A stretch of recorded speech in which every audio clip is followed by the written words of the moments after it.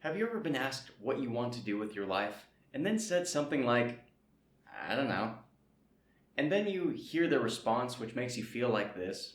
You're not going to amount to jack squat. You're gonna end up eating a steady diet of government cheese and living in a van down by the river. So let's talk about when you don't know what to do with your life. Then let's talk about how to decide. And most importantly, why. This is the positive approach.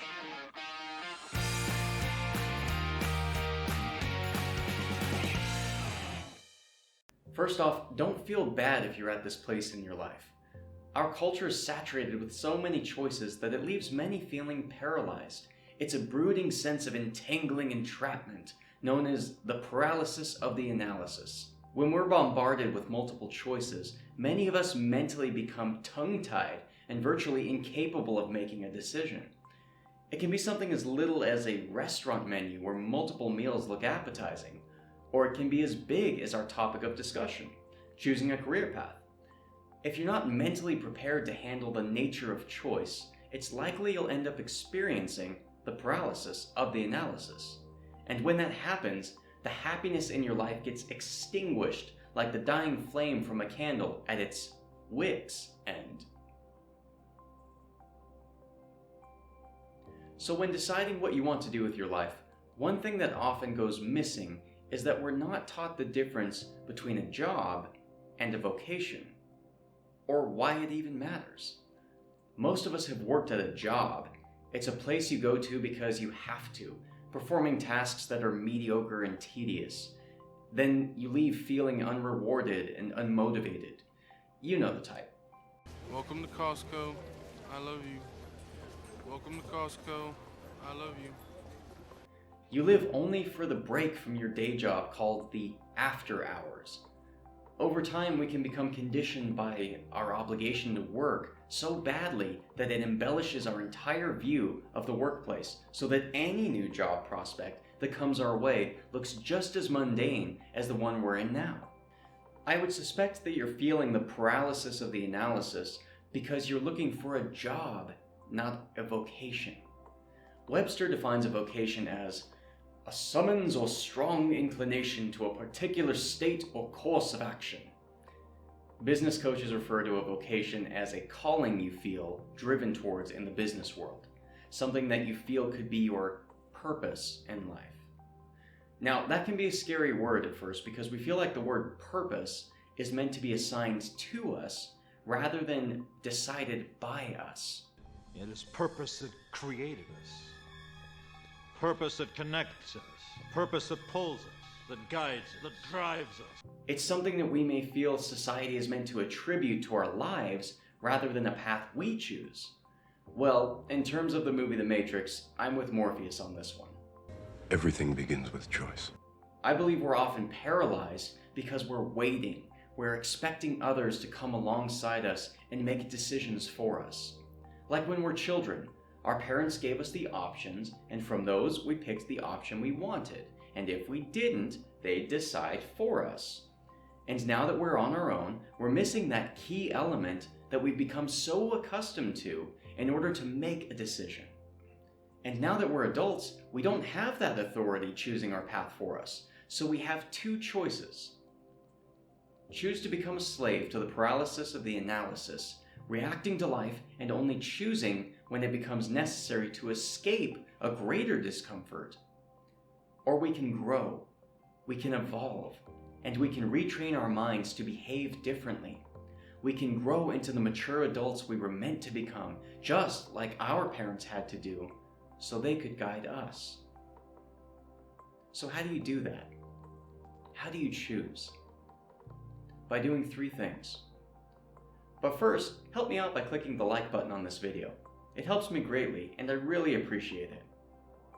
Now, number one, you accept that the consequences of any choice usually removes the others from your path at that time. This is a part of life. One fundamental weakness in us all is the false security we find in the idea that if we don't decide, then anything is possible. It's a crippling illusion that stops us dead in our tracks. When you choose to marry someone, or when you choose to put a large sum of money into an investment, or when you pursue a calling, you do so at the expense of eliminating all other possibilities for as long as you're vested in that choice, and that's okay. When you go on vacation and you choose a destination, you know that you'll be vested in that location, and that means there are many other places you won't be able to go. You have to pay for a plane ticket, or drive time, and hotel lodgings, and fuel, and you probably won't be traveling anywhere else for that trip. You're eliminating the other possibilities, but you don't care. Because you're excited for what you get to experience with the choice you made. If anything is possible in your life, but none of those possibilities are real or present to you, then you've gained absolutely nothing by holding back on your decision. And you've wasted today's potential for happiness. So you have nothing to lose and everything to gain. Accept that the consequences of any choice usually removes the others from your path at that time. And that's okay. Number 2, you don't be afraid for what can go wrong, and you get excited for what can go right.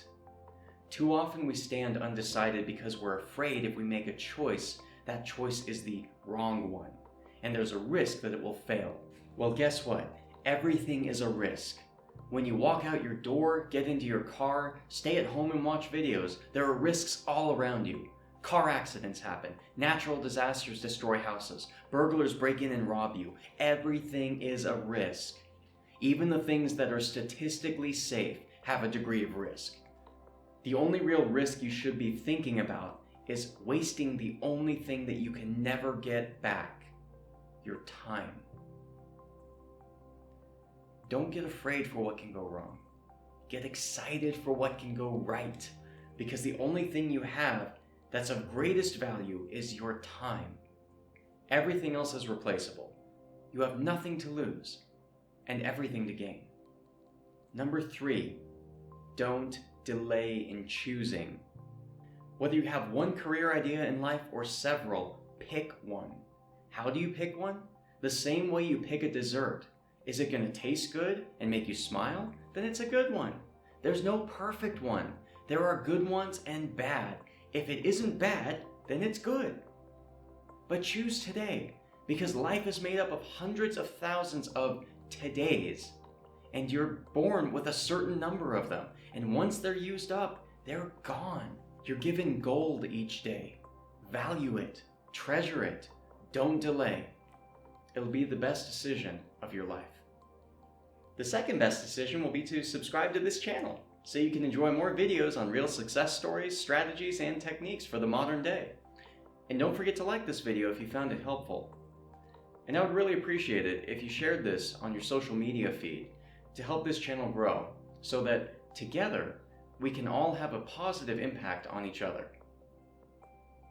Thanks for watching.